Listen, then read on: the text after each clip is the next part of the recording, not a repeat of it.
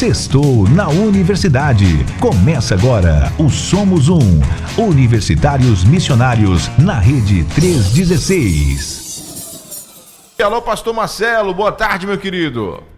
Boa tarde, Nayan. Boa tarde, queridos ouvintes. Graça e paz para todo esse imenso Brasil que está aí ligadinho na Rede 316. Graça e paz, pastor. Você viu que muita gente aqui de todo canto, pastor. Muita gente de todos os cantos, que maravilha. É Pernambuco, é Bahia, é o pessoal nos Estados Unidos, e é São Paulo, e a gente vai mandando abraço pro povo aqui. Graças a Deus, nossa audiência tem crescido cada vez mais, a Rede 316 tem chegado aí a muita gente, e a gente louva a Deus aí por tudo que tem acontecido nessa nova missionária, né, aqui dos batistas brasileiros, pastor Marcelo. Amém, amém, glória a Deus, que maravilha, isso aí, estamos felizes por esse alcance, a internet dá esse alcance, né, possibilita ir além das ondas do rádio até, além do que a gente pode, o mundo inteiro está conectado, isso é uma coisa boa aí que a gente tem que agradecer ao Senhor por essa invenção. Exatamente, agora 3h05, hoje a gente vai falar sobre oração, não é isso, pastor Marcelo? Isso mesmo, o desafio da oração. Desafio da oração. Então vamos lá, já vou soltar a vinheta aqui pra gente dar início então, dar o play no nosso Somos Um de hoje. Sextou na Universidade. Começa agora o Somos Um.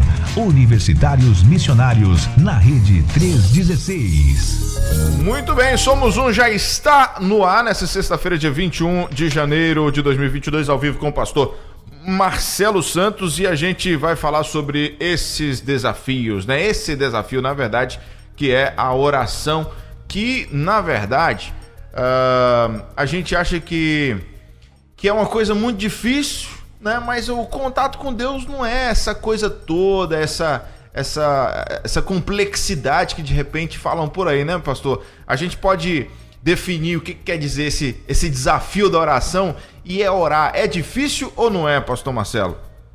Isso mesmo, Nayan, é verdade. Olha, por um lado, a oração é a coisa mais fácil que existe, como você falou, né? Por um lado, orar é só falar com Deus, é só você abrir o coração e falar com Deus. Orar é uma coisa tão fácil que qualquer um pode fazer. A criança pode orar, o analfabeto pode orar, a pessoa com alguma dificuldade cognitiva pode orar, não há limite, né? Deus foi muito democrático ao dar esse acesso a nós, né? O acesso dele a nós, né? Até um ateu, quando o avião está caindo, sabe orar, não é verdade? O cara pode ser o maior ateu, mas deixa o avião dele começar a cair, estamos enfrentando turbulência, perdemos o motor, ele vai orar, e vai orar bonito, vai orar fervorosamente. Exato, né? Ele sabe orar, né? Então a oração, Deus nos criou com esse apetite, por essa fome, por essa abertura para Deus. Agora, por outro lado, né, nas CNTP, como a gente diz, nas condições normais de temperatura e pressão, sim, às vezes orar pode ser um desafio. E agora eu penso especificamente no público, né, do nosso projeto, os universitários. De vez em quando me mandam mensagens sobre isso e falam: eu estou com muita dificuldade de orar, não consigo ter tempo para orar, a vida acadêmica consumiu meu tempo e eu não tenho tempo para nada, e estou definhando na minha vida espiritual porque não encontro, não consigo orar, não consigo mais orar, né? Existem irmãos que, graças a Deus, não têm dificuldade nenhuma em orar, né? A oração para eles realmente não é um desafio, e glória a Deus pela vida deles, porque esses irmãos nos inspiram. A gente vê histórias, a gente vê pessoas que oram 2, 3 horas por dia, pessoas que passam a madrugada em oração e que aquilo para elas é um prazer, e são inspirações para todos nós, né? Mas esse programa de hoje, ele é dedicado a todas as pessoas, todos os irmãos que têm dificuldade em orar, todos os irmãos que olham para a sua vida de oração e dizem: a minha vida de oração poderia ser melhor. Eu gostaria que a minha vida de oração fosse mais intensa, fosse mais frequente, fosse mais profunda. Esse programa é dedicado para essas pessoas. Eu já fui uma dessas pessoas, sabe, Naya? Sim. Eu já tive a minha cota de dificuldades com oração. A minha natureza, digamos assim, minha personalidade, meu temperamento, me dá muito mais facilidade para estudar a Bíblia, por exemplo, do que para orar. Se eu deixar por minha própria conta, todo o meu tempo devocional vai só para a Bíblia. Entendi. Posso ficar o tempo todo devocional só lendo a Bíblia, meditando na Bíblia, estudando a Bíblia, o que é maravilhoso. Sim. Mas a oração, se eu deixar por minha própria conta, a oração fica negligenciada. E aí fica como um avião que tenta voar com uma asa só. A oração e a Bíblia são as duas asas do avião. Ou seja, não adianta você também só orar, se não meditar e não estudar a palavra. Mas também não adianta só uma coisa sem a outra. Então, como eu superei essa dificuldade, eu venci esse desafio da oração, então eu quero ajudar meus irmãos, os universitários e os irmãos em geral, que encaram a oração como um desafio, que pensam, puxa vida, a oração ainda não é aquilo que eu gostaria que ela fosse na minha vida, né? Algumas pessoas, né, mencionam, como eu falei, os universitários, mencionam a questão da falta de tempo. Sim. Eu não tenho tempo. Minha agenda está corrida. Você não sabe o quanto que tanta coisa que eu tenho para fazer. De fato, as demandas da sociedade de hoje em dia são muito grandes. As pessoas não têm tanto tempo livre. Por outro lado, a gente sabe também que questão de tempo tem muito a ver com prioridade, não é verdade? Sim. A gente sempre arranja tempo para as coisas que são prioridade na nossa vida, para as coisas que nos dão prazer, para as coisas que a gente considera importantes.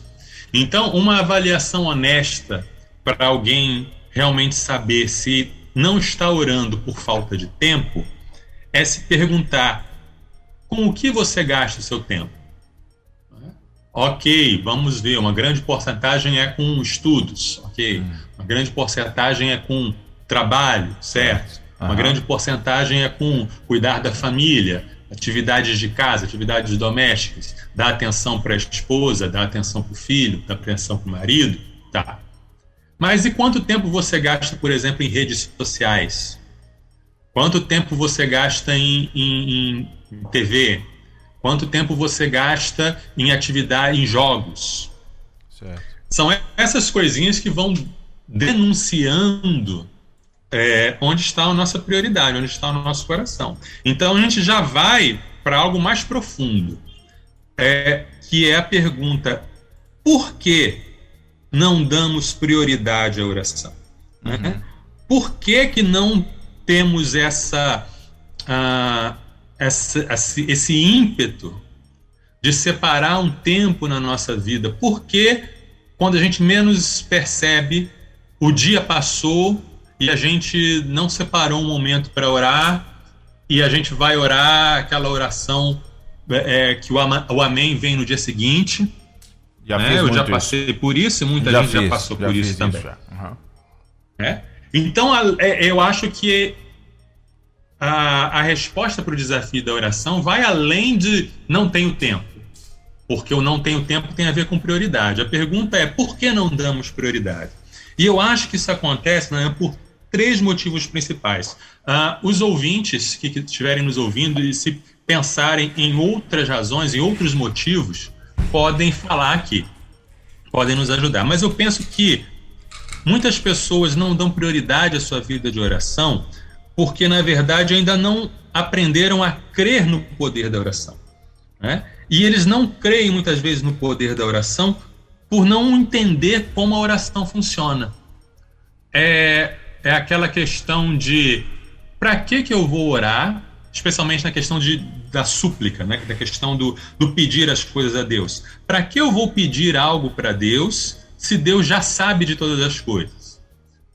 Para que eu vou pedir algo para Deus se a vontade de Deus é perfeita e ele já vai fazer aquilo que é o melhor.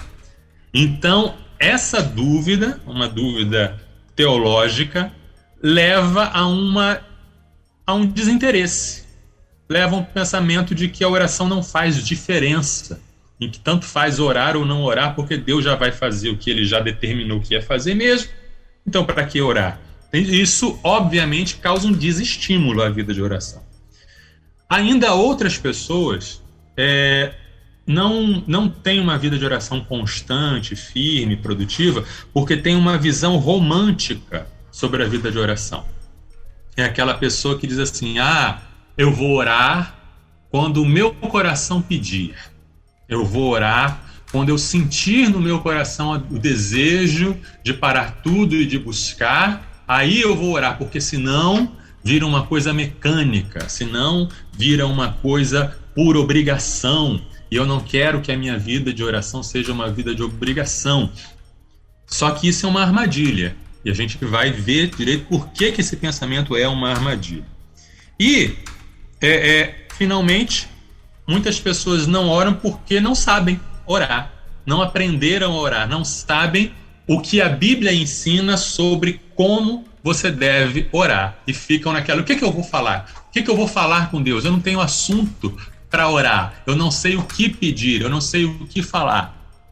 Não sabendo que na Bíblia já temos tudo direitinho, ensinando a gente a orar. Acho que esses são os principais desafios, os principais problemas que atrapalham a vida de oração da gente. E se a gente conseguir conversar sobre eles, a gente vai ajudar muita gente a ter uma vida de oração mais profunda, mais satisfatória e mais abençoada. Amém. É isso aí. E aí vem a outra pergunta que ela é bem pertinente também. A oração, pastor, ela transforma as circunstâncias ou ela transforma quem ora? Fala para nós. Isso. Essa pergunta tem tudo a ver com o ponto que eu falei de entender o que é a oração. Certo. Né? Porque, como eu falei, a oração, no princípio, parece ser uma coisa muito simples, mas quando a gente para pensar, ela é bem profunda. Né? Sim. E aí essa frase, né? Não ore para que as circunstâncias sejam transformadas, mas ore para que você seja transformado. Eu acho que essa frase é interessante. A transformação pessoal é um alvo, é o principal objetivo da oração, né? Porque a oração não é apenas uma lista de coisas que você chega para despejar em Deus, como se fosse um relacionamento mecânico, né? Como se Deus fosse um caixa eletrônico onde eu vou sacar as bênçãos. Não, a oração existe para nós termos um relacionamento pessoal com Deus. E por isso que a oração não é só pedir, mas também é adorar, também é confessar, também é ouvir a voz de Deus. E é claro que se você vai ter um relacionamento pessoal com Deus, esse encontro com Deus vai te transformar. Então, sim, é muito importante você buscar a transformação pessoal e esperar uma transformação pessoal na oração. Agora, eu acho que não precisa ser uma coisa ou outra. Eu acho que você não precisa ter que escolher entre a oração muda as circunstâncias ou a oração muda quem ora. Eu acho que a oração muda as duas coisas. Eu acho que quando você ora, alguém falou certa vez, né? Alguém está falando assim, isso que aconteceu na sua vida foi coincidência. E aí a pessoa disse assim, é verdade, foi coincidência, mas acontece que quando eu oro, muitas coincidências acontecem. Né? Então, existe um Deus que é vivo, existe um Deus que ouve as nossas orações, existe um Deus que responde às nossas orações e que intervém. E nessa intervenção, ele transforma as circunstâncias. Nessa intervenção, ele transforma as coisas ao nosso redor. E quer coisa mais transformadora do que isso, né, Nayan? Você quer uma experiência mais transformadora do que você estar aflito com uma situação, você está angustiado com alguma coisa, necessitando de uma intervenção de Deus, e você sabe que é só Deus que pode dar essa intervenção, e aí você vai, você ora, você clama, você pede, e Deus responde. Como é que essa situação não vai transformar a sua vida, não é verdade? Como é que isso não vai mudar o seu interior? O que acontece é que muita gente não ora porque secretamente não acredita que a oração vai mudar alguma coisa. E aquilo que falamos lá atrás. Eu não estou falando de incrédulos, não. Sim. Eu estou falando de, né? Eu estou falando de crentes que dizem assim, pensam assim: Deus é onisciente. Deus já sabe de todas as coisas. Deus já sabe que eu preciso disso, que eu iria pedir. Por que então que eu vou pedir, se Deus já sabe? E outra, a vontade de Deus é boa, agradável e perfeita. Então, se Deus está permitindo que isso aconteça na minha vida, quem sou eu para dizer, tira, Senhor, esse espinho da minha carne? Quem sou eu para dizer, muda essa situação? Se Ele quiser, Ele muda. É um raciocínio que, quando a gente olha pelo prisma da lógica, faz sentido, né? Sim. Deus é onisciente, Deus sabe o que é melhor. Tem até gente que vem com um discurso muito aparentemente espiritual, assim, não, eu não peço nada, eu só agradeço, né? Eu só agradeço porque o que Deus me dá é mais do que eu mereço e etc. É muito lógico, mas a oração vai além da lógica. A oração, quando a gente para pensar, quando a gente para raciocinar, ela nos surpreende. Porque quando a gente olha para a Bíblia, a gente vê que homens, seres humanos, limitados, pecadores, oraram, pediram coisas para Deus. Sim. E através da oração, Deus mudou os seus propósitos por causa da oração. Antes que os irmãos me cancelem e digam que eu estou fazendo heresia, né? Como assim Deus muda os seus propósitos pela oração? Pense em Nínive. Deus chegou para Jonas e disse, Jonas, vai para a cidade de Nínive, porque eu vou destruí-la. Então a mensagem que você vai dar e você vai transmitir para a cidade é que em 3 dias a cidade será destruída. Não tinha nenhuma condicional na mensagem que Deus mandou Jonas dar. Certo? Certo. Aí o que aconteceu? O rei de Nínive se arrependeu, o povo se arrependeu, todo mundo jejuou, todo mundo se humilhou, se vestiu de pano de saco, e etc, etc. E Deus, né, na linguagem bíblica, se arrependeu, ou seja, mudou a sua intenção. Não se arrependeu no sentido de ter cometido algum erro e voltado atrás, mas arrepender no sentido de mudar de direção. Ele iria fazer uma coisa e decidiu fazer outra, né? Por causa do arrependimento, por causa do jejum e com certeza por causa das orações daqueles ninivitas. Outro exemplo, Ezequias. O rei Ezequias estava doente, estava acamado, e Deus mandou o profeta dizer, Ezequias, deixe sua casa em ordem porque você vai morrer. E aí o profeta vai embora, Ezequias vira para o canto da parede, ele ora, ele clama a Deus, e aí Deus manda o profeta dar meia volta, não tinha nem saído do quintal do palácio, ele volta e diz, Ezequias, você não vai morrer agora não, Deus vai te dar mais 15 anos de vida.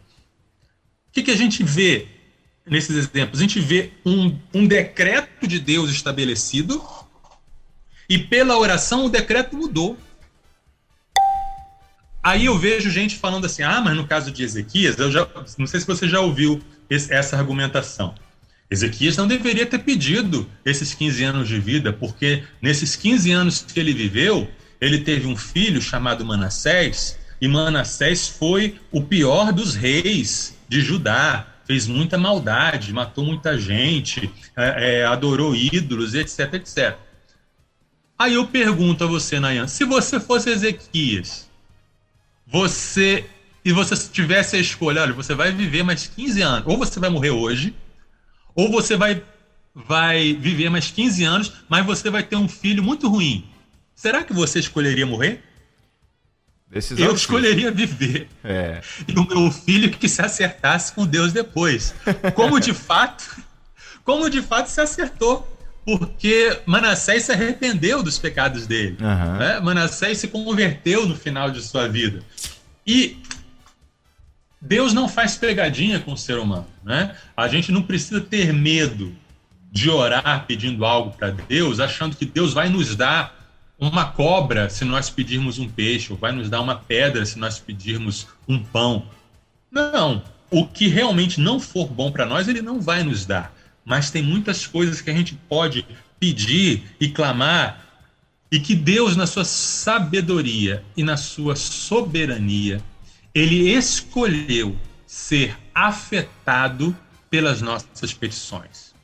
É louco, vai além do que podemos imaginar, mas é isso que nós vemos no Deus das Escrituras. O Deus das Escrituras não é o Deus dos filósofos.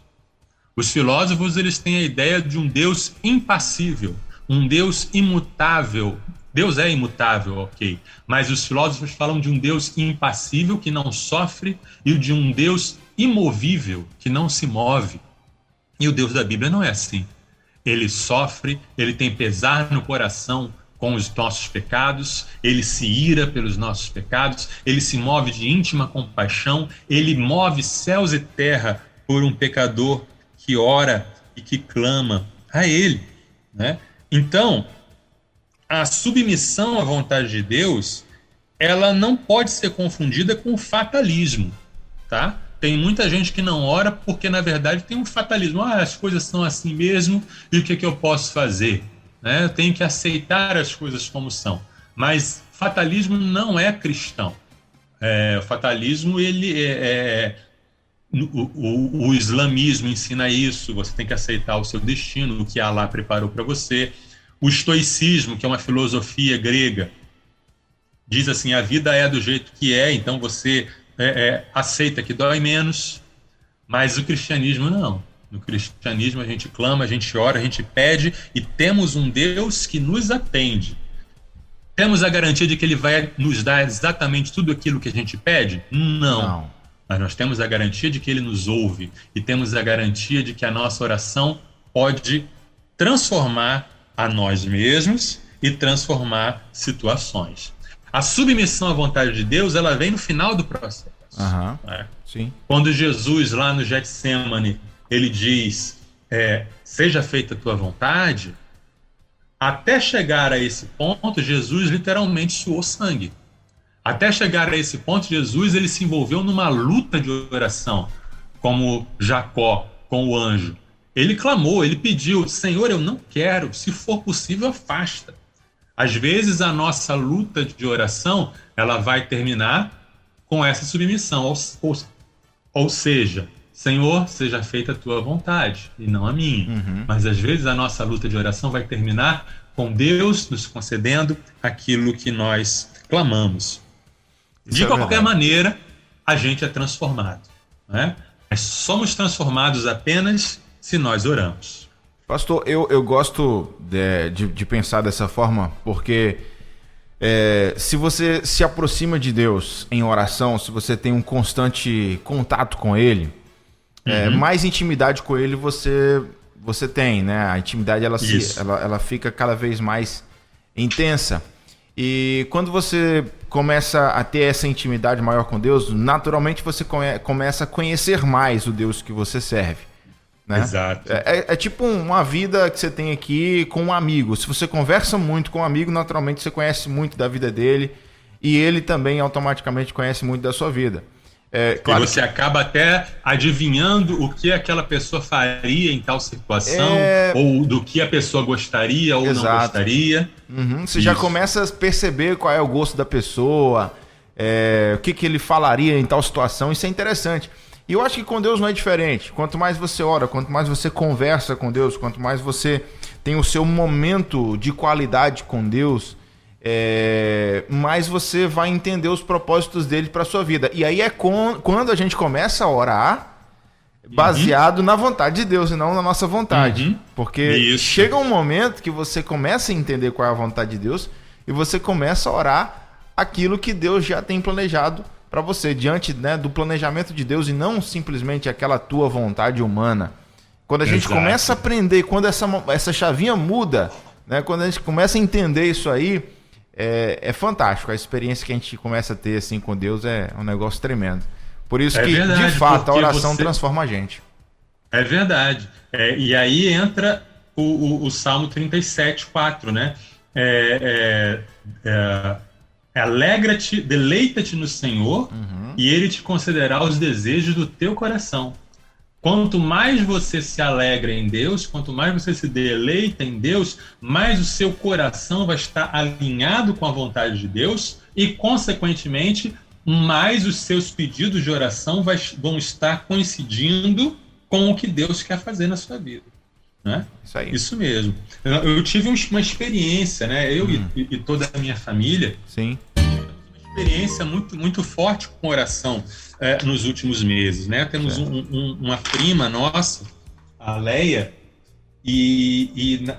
pouco antes do Natal, um mês antes do Natal, ela caiu em casa, teve um acidente. Sim. E os médicos praticamente desenganaram. Os médicos praticamente disseram que havia pouca chance dela sobreviver e que se ela sobrevivesse seria com muita sequela. Eles não deram muita esperança para nós.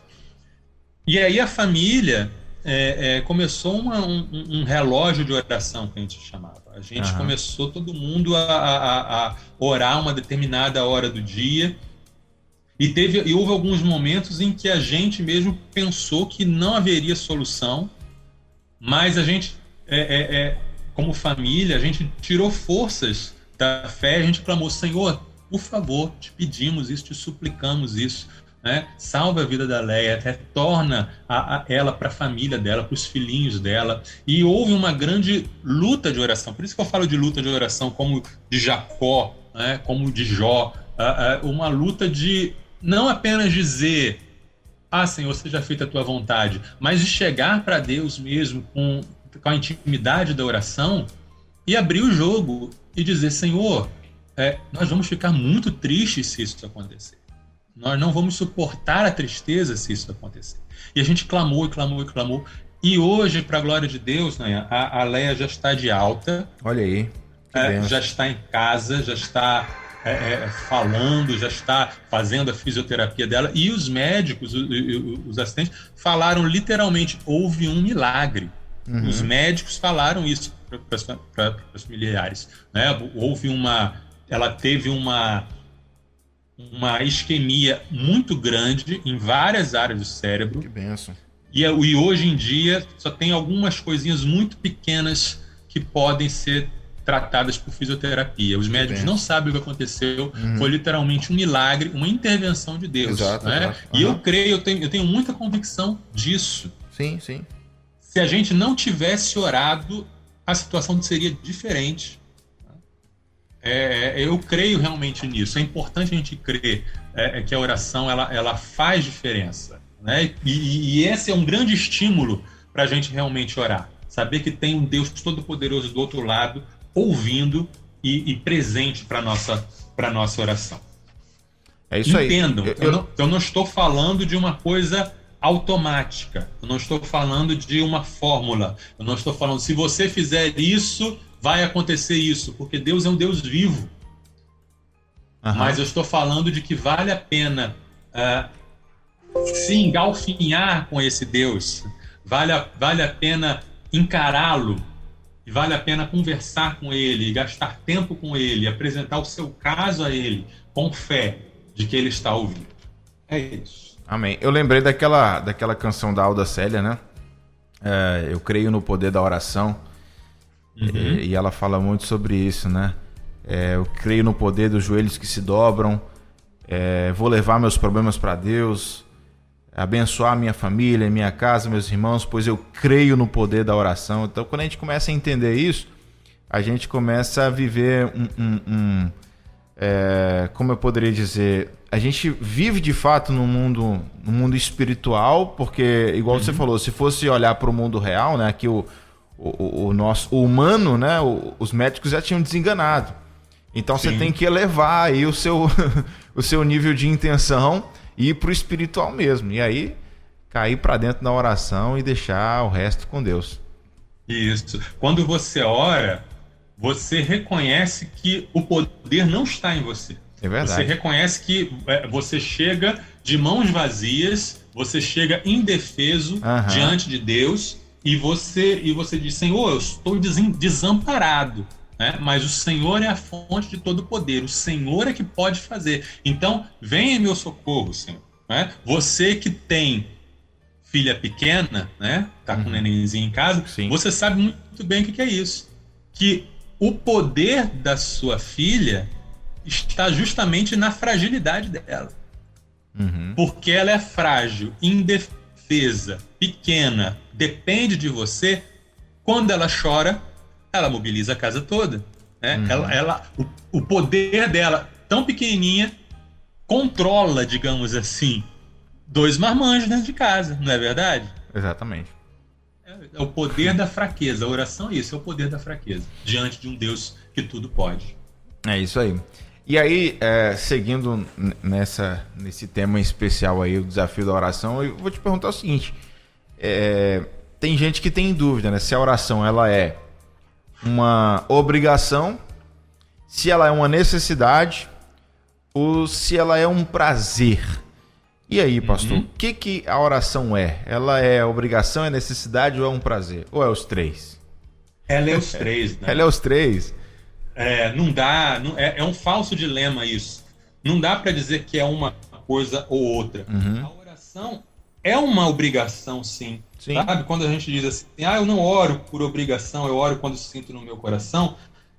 Isso é o romantismo, né? O romantismo é um movimento literário, artístico, lá do século XVIII, XIX, que falava assim, não, o importante é o que nós sentimos no coração. A mente, ela está sendo sobrevalorizada pelo iluminismo. O romantismo é uma reação ao iluminismo. E aí a gente vê isso até hoje nas novelas da TV, né? Aquela filosofia assim, siga o seu coração, o que você sente é o que é o importante, e etc, etc. Só que a gente sabe que a Bíblia nos diz que enganoso é o coração. Né? O nosso coração é enganoso, nos leva ao engano. Então não é porque você não está com desejo de fazer que você não deve fazer, ou que você tem o desejo de fazer algo que você deve fazer esse algo. Às vezes a gente tem desejo de pecar, e não é por isso que a gente deve seguir os nossos desejos, né? A oração, ela não envolve só o nosso sentimento, mas ela também envolve a nossa mente e a nossa vontade, né? Nem sempre a gente vai ter o desejo de orar. Vamos ser sinceros, não é verdade? Às vezes a gente está com vontade de muitas outras coisas, porque os nossos sentidos, eles puxam a gente em várias direções. A gente tem vontade de descansar, a gente tem vontade de comer, de dormir, a gente tem vontade, a gente tem problemas para resolver, e vamos resolver os problemas. A gente acorda, muitas vezes a gente acorda e já tem um monte de coisas que precisam ser feitas, a gente vai correr para lá e para cá, e nem sempre a gente tem a vontade de orar, né? Mas a gente sempre vai ter a obrigação e a necessidade. Por que obrigação? Primeiro porque Deus, ele mandou a gente orar. Então ele diz, está lá na Bíblia, orai sem cessar, né? Buscai-me e achareis, né? Ou vocês orem assim, é mandamento, então é obrigação. Outra, Deus é digno de ser buscado, de ser honrado, de ser louvado, de ser colocado como o centro da nossa vida, de ser adorado. Então, vamos partir do pressuposto, do começo, de que é uma obrigação, sim. Além disso, é uma necessidade. Se eu não orar, hoje, quando eu não tenho o meu momento de oração diário, eu percebo na hora, eu percebo que fica faltando alguma coisa, eu percebo que a minha vida, o meu interior não está legal. Eu consigo perceber isso. Agora, muitas vezes a gente não percebe a nossa própria necessidade.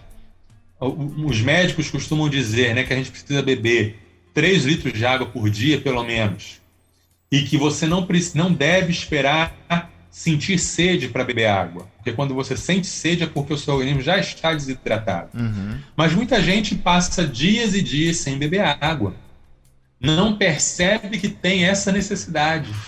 Aí sente dor de cabeça, sente irritação, sente um monte de outras coisas, sem saber que está faltando algo importante na sua vida, que está necessitando de algo que não tem, que no caso do organismo é a água, e no caso do espírito é a oração.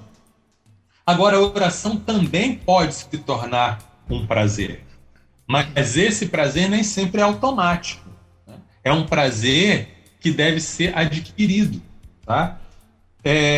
Existem vários exemplos na vida parecidos. Por exemplo, nem todo mundo tem prazer em ler, nem todo mundo tem prazer com a literatura. É um prazer que precisa ser adquirido.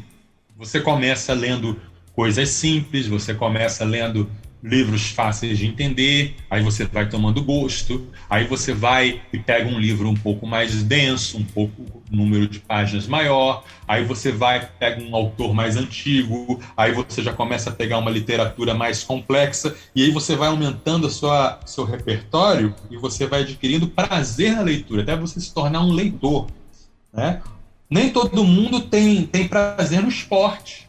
A pessoa não gosta, nunca praticou nada, aí começa a fazer alguma coisa, aí no começo não gosta, fica todo dolorido, no começo se cansa, mas aí à medida que vai descobrindo aquela modalidade, ou aquele exercício, ou aquele esporte que vai se desenvolvendo naquilo, você vai adquirindo prazer, mas antes ele não tinha esse prazer. Exatamente. Mesma coisa com a gastronomia, com a alimentação.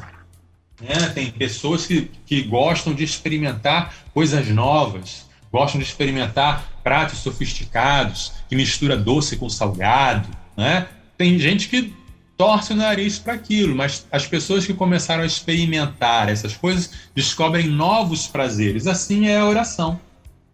E é aí que entra uma palavra que muita gente não gosta de ver associada com a oração, mas que é fundamental, que é disciplina. A oração é uma disciplina espiritual. O que quer dizer disciplina? É algo que você faz intencionalmente. É algo que leva tempo e determinação. É algo que você faz mesmo sem vontade. Dá para comparar a nossa vida de oração com a vida de um atleta. O atleta ele precisa treinar mesmo sem vontade. O atleta precisa treinar diariamente, ele precisa ter uma rotina de exercícios. O atleta ele tem que terminar aquilo que ele começa. E ele precisa se esforçar. E ele precisa crescer na sua atividade física. Ele não pode ficar fazendo as mesmas coisas. Ele tem que aumentar a sua carga, ele tem que fazer outros tipos de exercício para fortalecer outros grupos de músculos. Tudo isso é disciplina. E, como no esporte, como em qualquer coisa que você vai aprender, se você quer aprender a dirigir carro, se você quer aprender a pilotar helicóptero, você quer ser bom no videogame, você vai ter uma curva de aprendizado. E no início você vai apanhar bastante. E no início não vai ser tão gostoso assim, mas quando você estiver bom naquilo, você vai ter bastante prazer naquilo. Então é isso, a oração é assim, a oração pode se tornar um prazer, mas é um prazer adquirido pela disciplina. É um prazer adquirido pela vida constante em que você vai se exercitando naquela vida de oração, né? Começando com dificuldade, com pouco rendimento, mas aí à medida que progredimos, aumenta o prazer. Na verdade, aí, Nayan, ela é tipo uma sequência aqui, né? Você começa por obrigação, depois entende que é uma necessidade, e aí começa a virar um prazer. Perfeito, perfeito. E aí, tem algumas pessoas que dizem assim, não, eu sou contra essa história de você separar um tempo para a oração. Você separar, entrar no quarto e ter um momento para a oração. Não, eu pratico a oração sem cessar. Eu oro sem cessar. Né? Porque tem lá o versículo que diz, 1 Tessalonicenses 5,17, orar sem cessar. esse é um outro falso dilema, né? Você não tem que escolher entre dois mandamentos da Escritura. Você não tem que escolher entre o que Jesus fala em Mateus 5 e o que em Mateus 6, aliás, e o que Paulo fala em 1 Tessalonicenses. Você não tem que escolher entre ter um tempo determinado de oração e entre orar sem cessar. Muito pelo contrário, você deve fazer as duas coisas. Agora, é impossível orar sem cessar sem ter o tempo a sós. É impossível você conseguir estar orando 24 horas por dia se você não consegue orar 5 minutos. Você está entendendo? É como querer correr sem aprender a engatinhar. É no tempo a sós que você vai aprender a orar para você poder orar 24 horas por dia. Agora me diga aí, Nayan, você acha possível a pessoa que não consegue separar 5, 10 minutos do seu dia para orar, ela não consegue ficar quieta para orar, não consegue focalizar os pensamentos dela por 5 minutos para falar com Deus? Aí você quer me convencer que essa pessoa consegue orar quando está fazendo crossfit, quando está jogando videogame, ela está orando, quando está conversando com as amigas, quando está... Não tem como. Tem como. Né? Não tem como acreditar que uma pessoa que não separa um tempo para orar, não consegue orar no silêncio do quarto, com segurança, com privacidade, que essa pessoa vai conseguir orar no trânsito, estudando trigonometria, ou no dentista. Não. Não dá. Não tem como não. Não tem como mesmo. Assim, eu, por exemplo, eu tenho uma mania de falar com Deus andando na rua. Assim, às vezes eu já me peguei falando alto mesmo, sabe? Sim. E aí as pessoas olharem e aí eu fico todo sem jeito depois, né? Porque você é um doido falando sozinho. Na verdade, eu já me peguei em situações assim. Mas quando você está em atividade, não dá, você não consegue concentrar. Você está estudando, você está trabalhando, fazendo qualquer outra coisa que você tem um sentido ali naquilo, é muito difícil. Então, esse discurso aí, ele realmente não tem como aceitar, não. E essa oração sem cessar, essa oração de estar, né, enquanto anda, enquanto está... Você está tomando banho, está falando com Deus, você está almoçando, está falando com Deus. Essa é uma oração que é alimentada, fortalecida e ensinada pelo seu tempo a sós com Deus. É uma continuidade, digamos assim, do seu tempo a sós com Deus. Então não é para separar uma coisa da outra, né? Mas uma coisa é a continuidade da outra. Exatamente. Agora, 3 horas e 47 minutos, 3h47. Deixa eu ver se tem algum comentário aqui, pastor, ou alguma pergunta. Sim. Eu gosto muito das interações do povo. Deixa eu ver aqui. A Eli Alexandre de Oliveira colocou aqui, estou ouvindo a 316 em Iguaí, Bahia. Que Deus continue usando esse canal, que é bênção, na proclamação do Evangelho. Pastor Eli Alexandre, lá de Iguaí, está lá ouvindo a programação. Amém. Obrigado, Deus abençoe, pastor Eli. A Ruth Prado colocou: boa tarde, graça e paz, sou Ruth Prado, Igreja Batista Bortolândia, em São Paulo. Tá lá também nos acompanhando agora, ouvindo aí o nosso... Um abraço, irmã Ruth. Alessandra Lasman: orar é falar com Deus, é ouvir Deus. Eu tenho agenda muito cheia e a solução que encontrei para orar e ler a Bíblia, ela acorda 1h30 da madrugada antes... Perdão, 1h30 antes de ir para o trabalho. Isso é às 4h40 da manhã. Aí ela faz isso há 2 anos, já virou alimento, café da manhã antes do café da manhã. Então ela criou uma rotina, né? Como a agenda dela é cheia, ela criou ali uma rotina de 1h30 antes de ir para o trabalho, ela acordar para orar e ler a Bíblia. Interessante. Isso aí. Quando a gente entende que a oração ela é uma necessidade nossa, além de ser uma obrigação e que pode ser um prazer, a gente dá um jeito, a gente encontra um momento, a hora, a gente abre mão de algo. No caso dela, ela abriu mão de um tempo do sono dela, né? Outras pessoas podem abrir mão de um tempo no celular, outras pessoas podem abrir mão de alguma coisa, mas você vai separar e você vai ter aquele tempo, aquele momento em que ninguém vai te perturbar, em que ninguém vai estar atrás de você, que as pessoas da sua família vão saber, olha, não me procure agora, porque agora eu estou orando. E aí você separa esse tempo para você estar a sós com Deus, para você estar falando com Deus. Né? Perfeito, tanto falando quanto ouvindo. A irmã falou muito bem. O momento da oração é o momento que Deus fala com a gente também. Então, preciso estar. É um diálogo. E eu acho legal essa questão de você tirar um momento, porque você pode escolher o ambiente também, né? De repente você se trancar no seu quarto ou numa sala específica. Tem gente que gosta de colocar uma música bem baixinho, né? Um fundo musical, alguma coisa assim, uma canção. Então, assim, é bom você tirar esse momento de qualidade com Deus. Eu acho que isso é extremamente importante, assim, para nós mantermos um relacionamento com o nosso Pai. O Danley Nascimento, Igreja Batista do Parque Mendanha, Campo Grande, Rio de Janeiro, está aqui participando e está mandando abraço para todos da Igreja Batista do Parque Mendanha. Tá aí. Obrigado, Danley Nascimento. Valeu, querido, pela sua participação. Tem também aqui o pastor Sérgio Vaz, Igreja Batista no Crimeia Leste, Goiânia, Goiás. Colocou aqui, parabéns pela apresentação do tema oração. Muitos estão pensando, quando aposentar vai ter tempo para orar. Ai, viu? Não sabe nem se vai se aposentar, né, pastor Marcelo? Pois não sabe nem se vai chegar lá. Vivo. Sim. Lembra-te do teu Criador nos dias da tua mocidade. Exatamente. Né? Entregue a Ele o melhor dos teus dias. Né?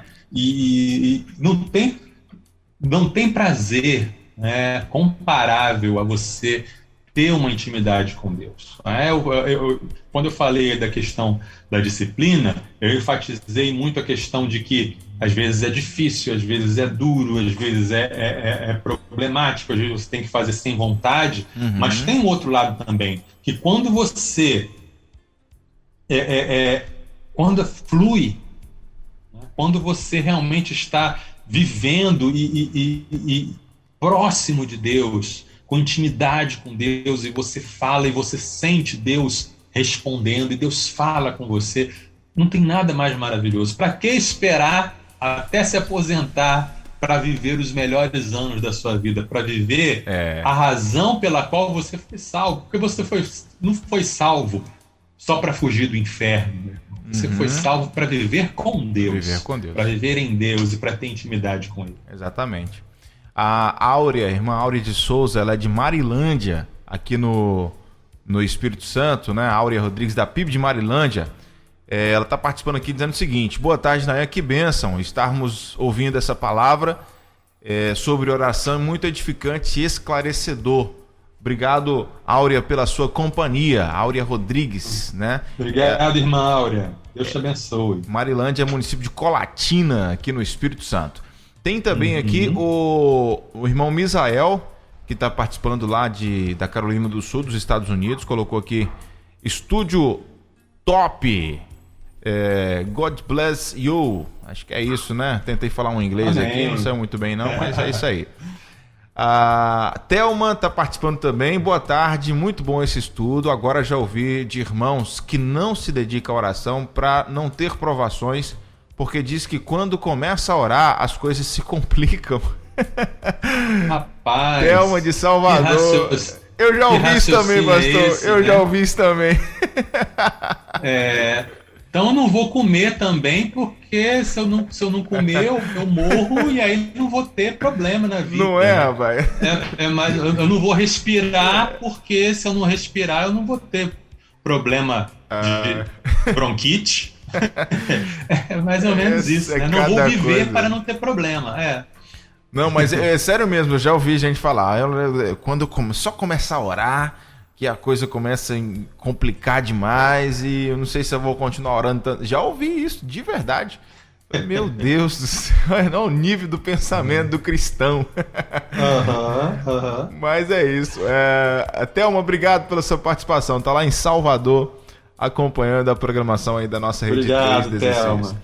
Bom, pastor, pra gente fechar então aqui o nosso bate-papo de hoje, eu queria que o senhor falasse pra gente se é possível aprender a orar. Tem que ter um jeito certo de orar? Como é que eu consigo aprender a orar do jeito certo? Como é que é isso, pastor? Você poderia falar pra gente? Sim, claro. Lá em Lucas capítulo 11, de 1 a 4, nós temos um texto bem interessante, né? Deixa eu abrir aqui para ler para vocês. Lucas 11, de 1 a 4. Certo dia, Jesus estava orando em determinado lugar. Quando terminou, um dos seus discípulos lhe disse: Senhor, ensine-nos a orar, como João ensinou os discípulos dele. Jesus disse: orem da seguinte forma: Pai, santificado seja o teu nome, venha o teu reino, dá-nos hoje o pão para esse dia e perdoa nossos pecados, assim como perdoamos aqueles que pecam contra nós. E não nos deixes cair em tentação. Olha que coisa interessante, Nayan. Sim. Jesus estava orando, ou seja, assim como em tudo, ele é o exemplo, ele dá o exemplo, ele não apenas fala para fazer, mas ele faz. Então ele estava orando. Inspirados pelo exemplo de Jesus, os discípulos chegam para Jesus e dizem: Mestre, ensina-nos a orar, assim como João ensinou os discípulos dele. O que é que Jesus não diz? Jesus não diz assim: que bobagem que vocês estão falando. Orar não se aprende, orar não se ensina. Orar é simplesmente um sentimento. Jesus falou isso? Não. Jesus, os discípulos falaram: ensina-nos a orar. E o que Jesus fez? Jesus falou: tá bom. E foi e ensinou. Às vezes, as coisas na Bíblia e as palavras de Jesus são tão simples e a gente complica. Eu lembro um outro texto da Bíblia, um outro texto dos Evangelhos, né? Quando Jesus está falando assim para os discípulos: estamos indo para Jerusalém, tá? E eu vou ser entregue nas mãos das autoridades e vão me bater, vão me prender, vão me crucificar e no terceiro dia eu vou ressuscitar, tá bom? Aí ele vai e os discípulos olham para o outro e falam assim: o que será que ele quis dizer com isso? É tão claro o que ele falou, é tão direto, que eles achavam que tinha alguma coisa por trás. Eles acharam que tinha alguma coisa misteriosa, né? Às vezes os discípulos perguntavam alguma coisa para Jesus e Jesus respondia outra coisa. Às vezes eles estavam falando de X e Jesus fala assim: isso não é importante não, quero falar de Y. Mas aqui eles foram uma pergunta direta e uma resposta direta. Mestre, ensina-nos a orar. E Jesus falou: tá bom, orem assim, 2 pontos. E aí ele fala essa oração, chamada oração do Pai Nosso. É claro que Jesus não estava querendo dizer que era para a gente orar palavra por palavra o que está nessa oração. Não é reza, não é uma repetição sem sentido. Mas esta oração é um esquema para a gente montar a nossa oração. Essa oração que Jesus ensinou é como se fosse a planta de um prédio, onde você vai edificar a sua oração. É como se fosse um esboço para a sua oração. Aqui, Jesus está dizendo assim: se vocês orarem essas coisas, vocês estarão orando tudo o que é preciso. E quando a gente olha, então, para essa oração, a gente consegue resolver um dos problemas que muita gente tem ao orar, que diz assim: eu não sei o que orar, eu não tenho assunto, eu não sei o que falar para Deus. Tem gente que diz assim: eu não consigo imaginar alguém que fica 1 hora orando, eu não tenho assunto, como é que eu vou falar 2 horas, 3 horas?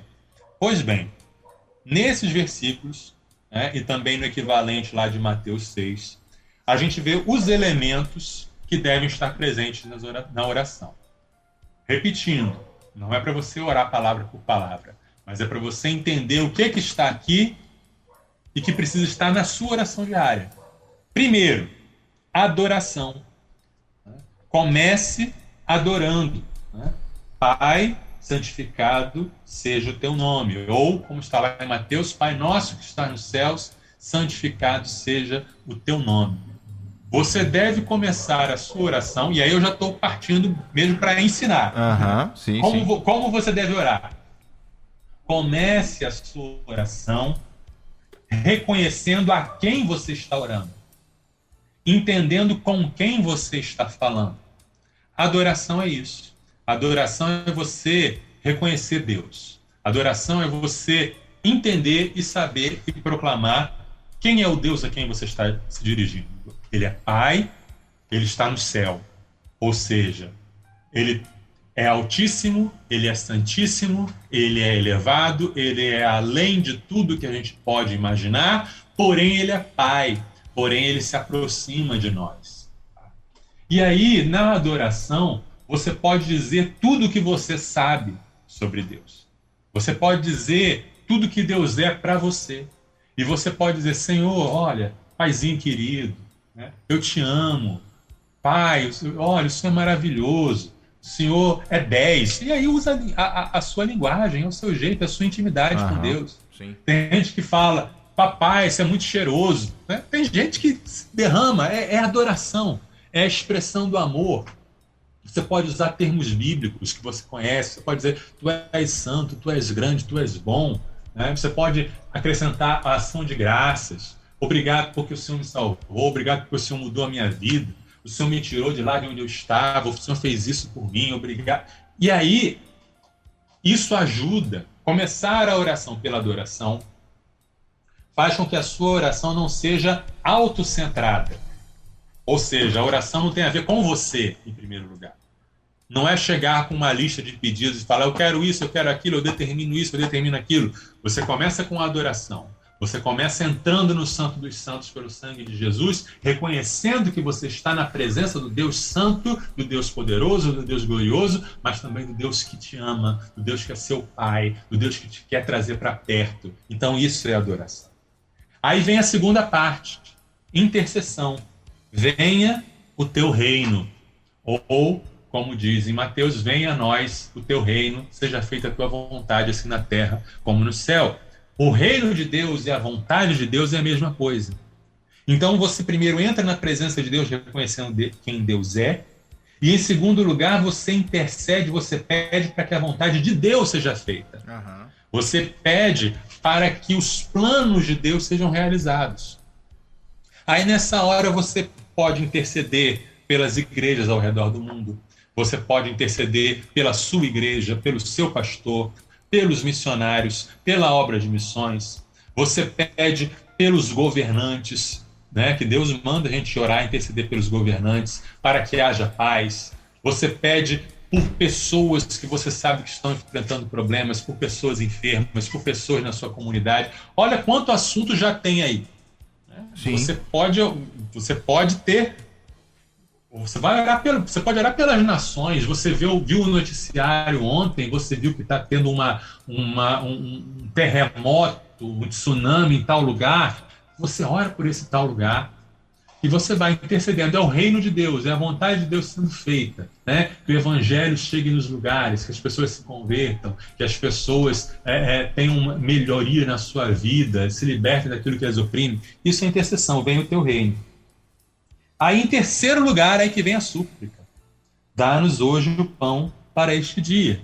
Né? Pão nosso de cada dia nos dai hoje. Aí, depois que você já reconheceu quem Deus é, depois que você já pediu que o reino de Deus seja estabelecido aqui na terra como é no céu, aí você pede por você. Aí tem o espaço, aí tem a hora de você orar por você. O que você está precisando hoje? O que você necessita? Né? É o pão? É a cura, né? É melhorar na área tal, é passar numa prova, é conseguir passar no concurso, é a situação financeira que está complicada. Aí você pede, sem restrição, né? Pede, clama, reconhecendo que tem um pai que te ouve, né? Que age em favor, pede, clama. Aí a quarta parte, confissão. Perdoa os nossos pecados, assim como perdoamos aqueles que pecam contra nós. Confesse, né? Peça para Deus para trazer à sua mente, para trazer à sua memória as coisas em que você errou.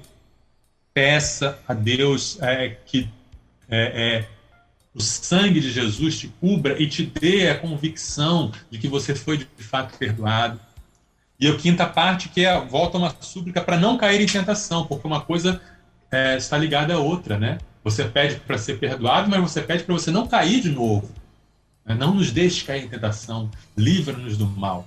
Né? Então, essas 4 áreas, né?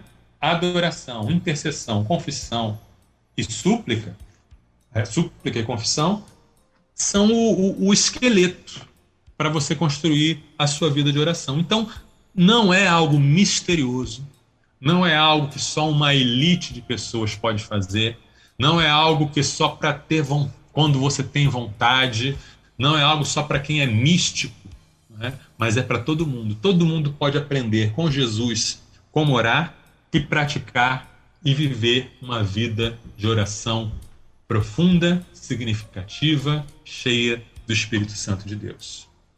Amém. É isso. Muito bom essa esmiuçada aí da nossa oração do Pai Nosso. Show de bola. 4 horas e 5 minutos agora, 4 e 5. A gente finaliza então o nosso bate-papo aqui com o pastor Marcelo, sempre agradecendo, né, pela disponibilidade, por mais uma aula importante aqui para cada um de nós. Obrigado de coração, viu, pastorzão? Eu que agradeço a oportunidade, agradeço o apoio aí das pessoas que mandam seu feedback, que dizem que têm sido abençoadas pelo programa. Eu conto com as orações de vocês, né? Aí, vamos colocar em prática aí o assunto de hoje. Já né? aproveita esse gancho, pastor. Isso, orem por mim, orem pelo projeto Somos Um, orem para que a gente continue alcançando e abençoando vidas, né? Dentro da universidade, fora da universidade, e que Deus tenha misericórdia de mim, desse projeto, e derrame sua graça cada vez mais, continue nos sustentando. Conto com as orações de vocês. Bênção pura. Semana que vem vamos falar sobre... Semana que vem falaremos sobre amizade, a chave para a evangelização. Aí, ó. Amizade é a chave para a evangelização. Semana que vem. Então você que está nos acompanhando já sabe que sexta-feira você tem encontro marcado com a gente novamente aqui. Pastor, Deus te abençoe e até semana que vem, se o nosso Deus nos permitir, tá bom? Um abraço. Deus abençoe a todos. Fiquem com Deus. Valeu. Sextou na Universidade. Universitários Missionários na Rede 316.